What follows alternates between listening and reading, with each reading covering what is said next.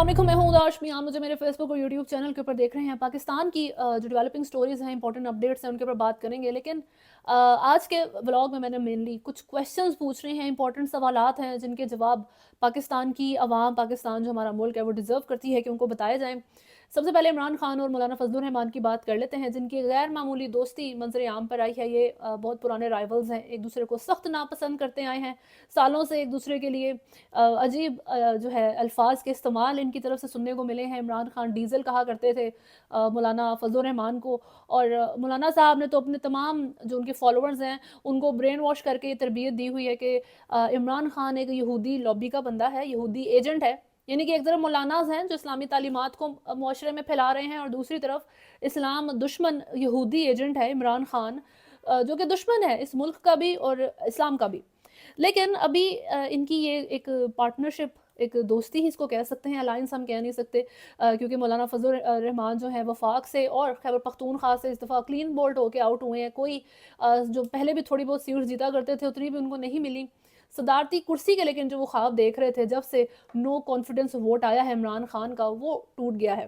मैंने पहले भी इस बारे में बात की थी कि इस वक्त तमाम सियासी जमातों के अंदर एक धोखा महसूस किया जा रहा है, क्योंकि उनको जैसे बिट्रे किया गया है। PMLN को अगर आप लें तो मोहम्मद ज़ुबैर जो उनके सीनियर रहनुमा है, जावेद लतीफ़, उन्होंने प्रोग्राम में जिक्र किया कि पाकिस्तान मुस्लिम लीग नून को बैलेंसिंग के चक्कर में कबाड़ा कर दिया गया है। किसने किया कबाड़ा, क्यों बैलेंसिंग करनी थी, इसका जवाब अब यही रहनुमा बेहतर दे सकते हैं। मौलाना फजलुर रहमान जो प्रेसिडेंट की कुर्सी ना मिलने पे सख्त गुस्से में है, थोड़ा थोड़ा करके उन्होंने एक्सपोज करना शुरू किया। आसमा शराजी को इंटरव्यू दिया, महर बुखारी को इंटरव्यू दिया, लेकिन जो नदीम मलिक एंकर पर्सन को इंटरव्यू दिया है उसमें वो सही कहते हैं ना जी, आपने गली में लाके हांडी तोड़ी है, वो वाला मामला उस इंटरव्यू में उनका करना था। Former chief of army staff Qamar Javed Bajwa और फॉर्मर डायरेक्टर ISI फैज़ हमीद से मुतल्लिक बहुत अहम इंकशाफात किए हैं मौलाना साहब ने, जिनमें उनका कहना था कि इन दो जर्नल्स के कहने पे ये नो कॉन्फिडेंस वोट प्लान किया गया था इमरान खान की गवर्नमेंट गिराने का, उसके खिलाफ साजिश करने का, और तमाम सियासी जमातें, सिर्फ PMLN और पीपल्स पार्टी ही नहीं, सबको मिला के स्टेप बाय स्टेप गाइड किया गया, मनूवर किया गया इस सारे प्लान को इन दो जर्नल्स की तरफ से। अब इसमें यह भी कहा गया कि जी पीपल्स पार्टी वो एक जमात है जिसने इनिशिएट किया था इस सारी चीज़ को। मैं बिल्कुल भी इसके हक में नहीं था, मौलाना फजलुर रहमान कह रहे हैं। अब कमर जावेद बाजवा और फैज़ हमीद से मुतल्लिक बहुत वक्त से बहुत सी एक्यूजेशंस, बहुत सी बातें की जा रही हैं। इमरान खान के केस के दौरान उनको एज अ विटनेस बुलाने की एडवाइस दी गई थी। शाह महमूद कुरैशी ने भी जो है कमर जावेद बाजवा से मुतल्लिक बात की, तो जवाब नहीं आया इन दो जर्नल्स की तरफ से, चिट्ठी का जवाब नहीं दिया उन्होंने। लेकिन अभी मौलाना फजलुर रहमान की बातें उनके भी दिल पे लग गई हैं जाके, और उनके करीबी ज़राए के मुताबिक बाजवा साहब और फैज़ हमीद ने डिनाई किया है, रिजेक्ट किया है इन एक्यूजेशंस को। उन्होंने मुस्तरद किया है कि जी गलत बात कर रहा है, और हम अंडर ओथ ये बात कहने के लिए तैयार हैं कि ये झूठ है। तो मौलाना साहब भी आए, वो अंडर ओथ ये बात कह दें। ये उनकी तरफ से फर्दर जिसमें बात ऐड की गई वो ये थी कि एक्चुअल में ये दोनों जर्नल्स, मौलाना ये कमर जावेद बाजवा और फैज़ हमीद चाहते थे कि इमरान खान अपना 5 साल का टेन्योर पूरा करें, लेकिन सियासी जमातों को मसला था, उन्हें नो कॉन्फिडेंस वोट देना था, तो फिर मामला इस तरीके से आगे गए। अब इसमें एक टेक्निकलिटी जो मेंशन की जा रही है वो ये है कि फैज़ हमीद तो जब नो कॉन्फिडेंस वोट आया है अप्रैल के मंथ में, तब तक तो वो डायरेक्टर ISI थे ही नहीं, उससे 7-8 महीने पहले ही उनकी जो है वो पोजीशन उनसे ले ली गई थी। लेकिन दैन अगेन इसका अब आप देखें कि जो कमर जावेद बाजवा हैं वो और फैज़ हमीद ने बहुत से काम अपने सारे टाइम पीरियड में बहुत क्लोजली इंगेज होके किए हैं, बहुत सी पॉलिसीज़ के ऊपर बड़ा साथ काम किया है। तो अगर वो कमर जावेद बाजवा जो कि चीफ ऑफ आर्मी स्टाफ थे तब, उसका अगर मैसेंजर के तौर पे फैज़ हमीद काम कर रहे थे, तो ये कोई बहुत जो है अनबिलीवेबल बात नहीं लगती है। लेकिन in the end of the day ये तमाम सिर्फ एक्यूजेशंस हैं, स्टिल इनके कोई जो है सबूत मौजूद नहीं है। बट इम्पॉर्टेंट बात कि पाकिस्तान तहरीक-ए-इंसाफ जो कि बहुत इंपॉर्टेंट लीड के साथ इस वक्त पाकिस्तान के इन इलेक्शंस में आगे आई है, और मौलाना फजलुर रहमान जो खुद भी बेशक इलेक्शन नहीं जीते लेकिन एक इंपॉर्टेंट फिगर है, उनका बयानिया एक हो गया है मुल्क के अंदर। आखिर सबसे पहले तो वो सवाल जिनका मैंने शुरू में जिक्र किया था कि पाकिस्तान की आवाम डिज़र्व करती है उनको उसके जवाब मिले विद ड्यू रिस्पेक्ट। सबसे पहले तो कि वो तमाम लोग जिनको बागी या गद्दार डिक्लेयर कर दिया जाता है, वो एक वक्त पे मिलिट्री के बहुत क्लोज या मिलिट्री मेड क्यों होते हैं।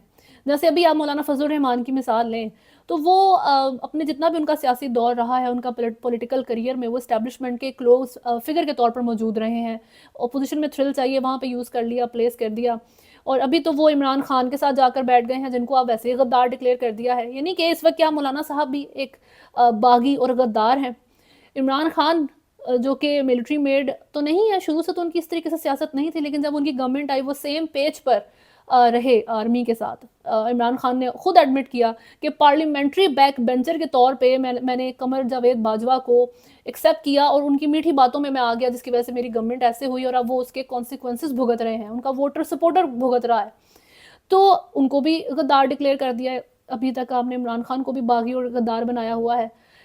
جرنلسٹ میں اگر آپ جائیں تو وجاہت سعید خان جو کہ انتہا سے زیادہ اسٹیبلشمنٹ کے کلوز ملٹری میڈ بندے ہیں اور خود بھی فوجی صفت انسان ہیں آپ اگر آپ ان کو دیکھیں، لیکن اس وقت وہ پاکستان کے ایئرپورٹ پہ لینڈ نہیں کر سکتے. ان کو گرفتار کر لیا جائے گا کیونکہ وہ غدار ڈکلیئرڈ ہے، کیونکہ وہ اینٹی اسٹیٹ جو ہے ان کو ٹیگ لگا دیا گیا ہے. معید پیرزادہ جو ہیں وہ بھی اسٹیبلشمنٹ میڈ ہیں جی، اب ملٹری میڈ ہیں. اس وقت وہ بھی ملک میں آ نہیں سکتے کیونکہ وہ یہاں لینڈ کریں گے ان کو گرفتار کر لیا جائے گا. تو کیا ریزن ہے؟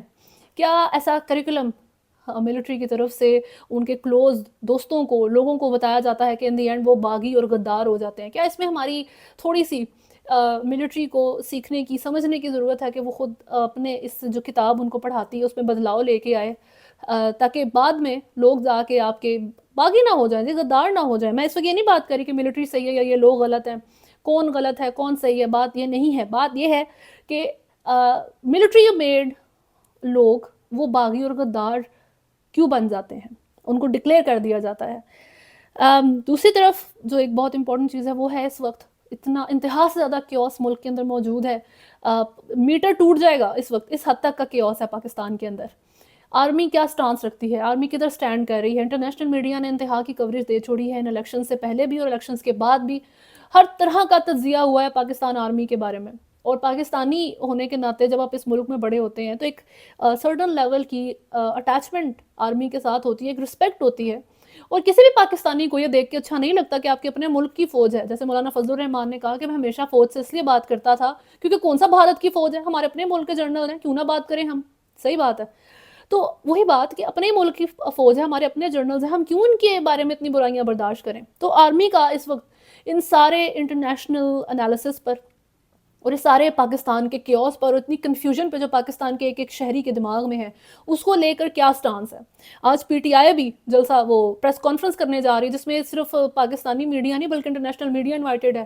وہاں پر انہوں نے سائنڈ فارم 45 دکھانے ہیں پروف کے طور پہ کہ جی ہم 180 سیٹس کلیم کرتے ہیں، ہمارے ساتھ دھاندلی کی گئی ہے.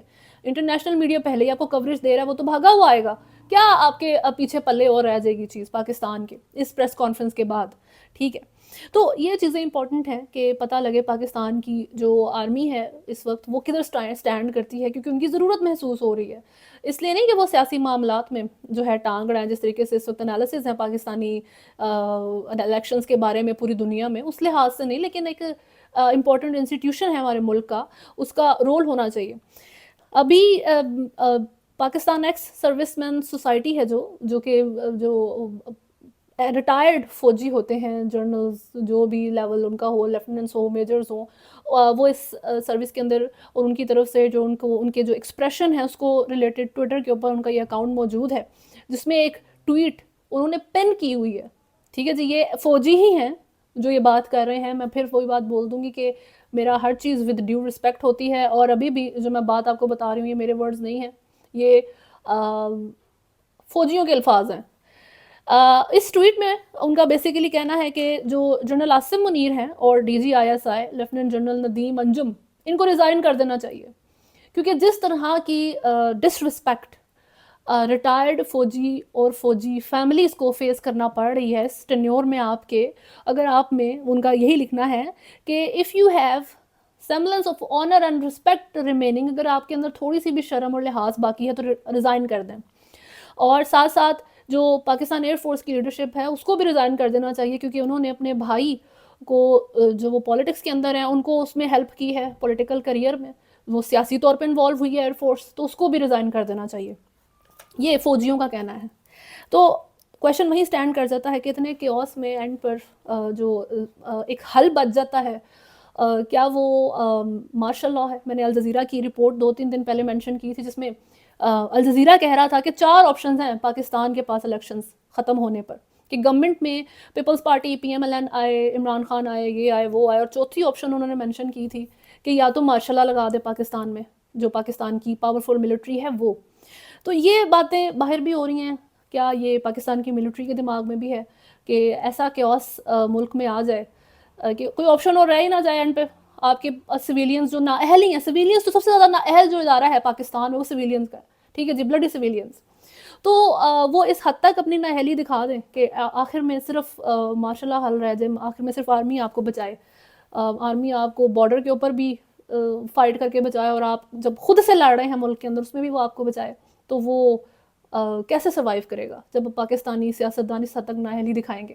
خیر ابھی تک کے لیے نیوز میں اتنا ہی ہے. اگر آپ نے چینل کو فالو نہیں کیا ہوا تو سبسکرائب کریں، ویڈیو کو لائک اینڈ شیئر ضرور کریں. اللہ حافظ.